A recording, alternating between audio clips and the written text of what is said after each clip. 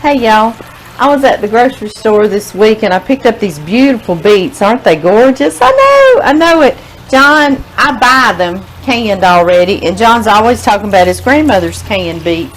I'm washing them down here in the sink, and I asked him, I said, did she actually grow those beets here on this property? And he said, yes, she did. So I said, okay, I didn't realize beets would grow on this property like that. So we got to plant beets this spring. It's on for us. We got to do it. So but I saw all these in the store. They're gorgeous and beautiful and huge at Brookshire's and in the produce section, and I'm seeing them all over. They're just all over right now. So I thought we would just try some store-bought pickled beets and see if we measure up to Mama's. Which, do you ever measure up to Mama's pickled beets? No. It is Sunday afternoon. Normally John and I eat lunch after church, and we'll come in and take it easy, maybe nap. Well, he's got work on the farm to do, and we've got work on the farm to do. We've got to get these beets done because I have way too much office work and errands to run. So we got to do this, and I get in the grocery store, guys, and I see this, and oh, I need to cook that. I need to make that for everybody. And I see these. Oh, I need to do that. So I get all this stuff, and I get home, and I'm like, Amy, what army is supposed to cook all of this stuff? And where are you gonna get that time, girl? I'm still waiting on y'all's recipe for time. Let me get you down here and show y'all what we need to do before we pickle these beets. First of all, I have got to scrub them, get all the dirt off of them, really good. If you have a brush, that works great. I don't have a brush in here, so I've got my little cloth and I'm scrubbing it good. Now, this is important.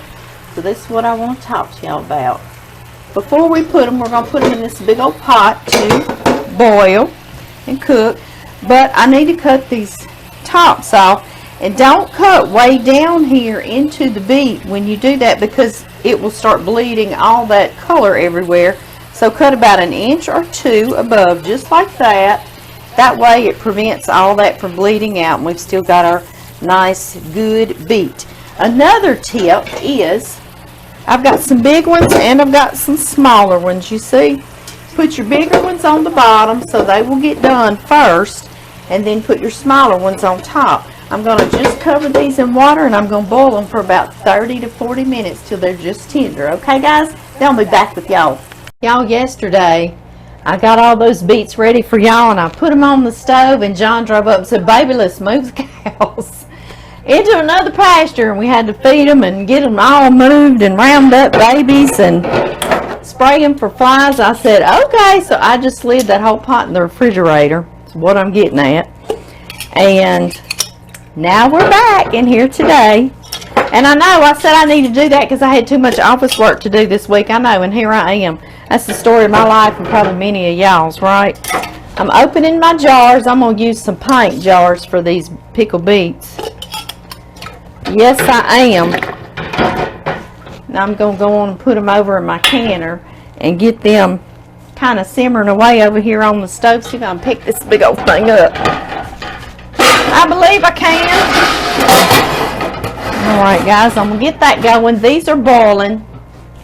And what we need to do now, they've been boiling for about 20 minutes or so. We're going to see if they're tender. I bet they are. Surely.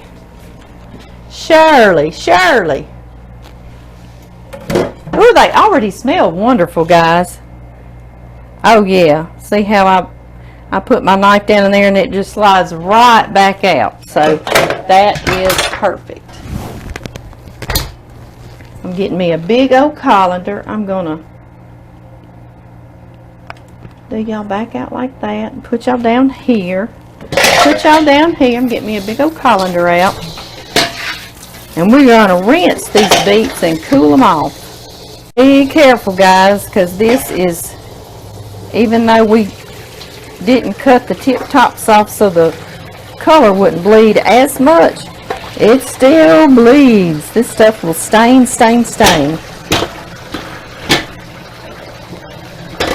There we are.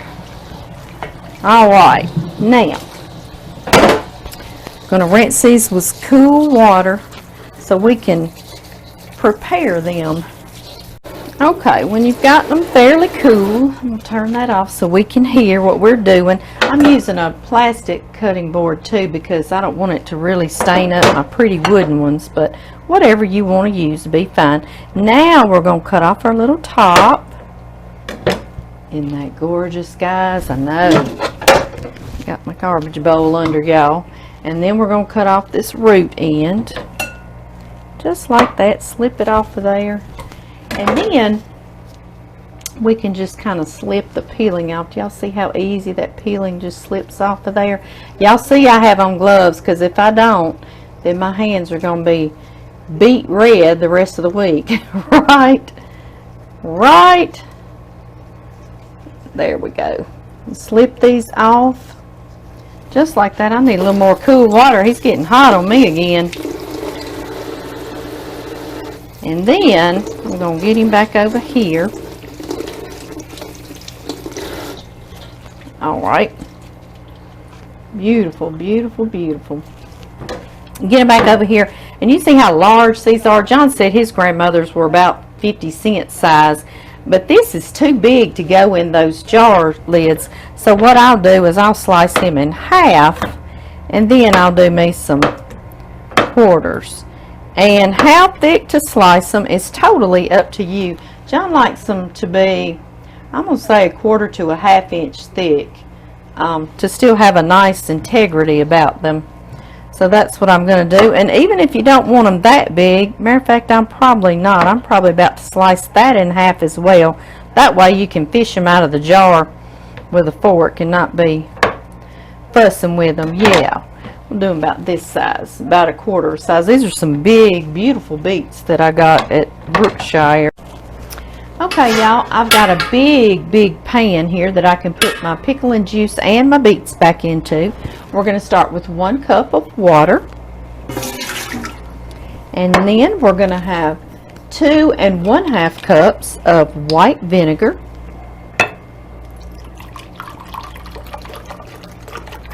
We've got 1,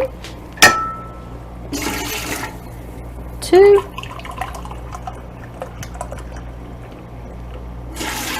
and 1/2.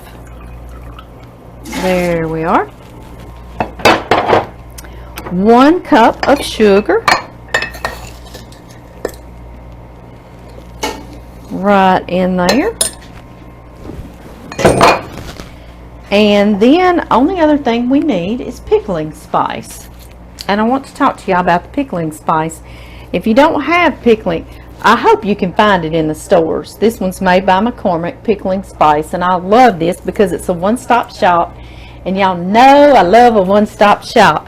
It has in it already cinnamon, allspice, mustard seed, coriander, bay leaves, ginger, chilies, cloves, black pepper, mace, cardamom. So it's a one-stop shop, isn't it? It sure is, and I love it. And this is exactly the same pickling spice I use in my sweet pickles. So we are going to put some in here, but I don't want it loose like I did in my sweet pickles for these beets. And you could if you want to, because it doesn't bother a thing in the sweet pickles. But the recipe calls to tie it into a cheesecloth. I got me a small piece of cheesecloth, and I've got me some string. I use this in the kitchen all the time. You can tie up turkey legs and chicken legs and pork loins, whatever. We need 3 tablespoons of our pickling spice. Y'all know I had to sniff it, smell it. It smells so good. 1, 2, and I'm always very generous with my spices. 3, just like that. I sure hope this is somewhere similar to his grandmother's.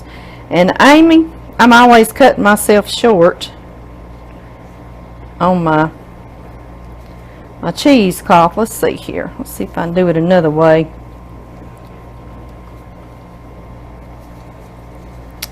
There we go. I'll be able to tie it up like that. And then I just twist it, and you've got your little baggie. We're going to get us some string out of here. Make me a nice tight little knot in there. Today's overcast here, guys. It is such a sleepy day. a sleepy, overcast day. Alright, y'all, just like that, nice and tight. And then I'm going to make a knot in it. Put this right down in here. I don't have to have that much cheesecloth hanging off the top, do I? No, I don't. Alright, guys, right down in here into the pot. It will go. I'm going to turn this on, and I'm going to bring this to a boil for about 15 minutes, okay? And all that does is allow the sugar to dissolve, and then all our spices to infuse our juice, and then we're going to put our beets in. 15 minutes has gone by, and our pickling juice has been very well infused. I want to show y'all. See how it kind of turns a darker color because of these little spice baggies. And I'm going to squeeze them out like that. They've done their due. And as y'all see, I've got 2 spice baggies. I doubled that recipe for juice because I've got a ton of sliced beets. Y'all saw all those beets. Here they are. Aren't they gorgeous? I know. I said, here we are. And I kept my gloves on, guys, because, I mean, they'll dye an Easter egg. Beautiful. Oh, my goodness. One year I did that. I dyed some Easter eggs with some beet juice.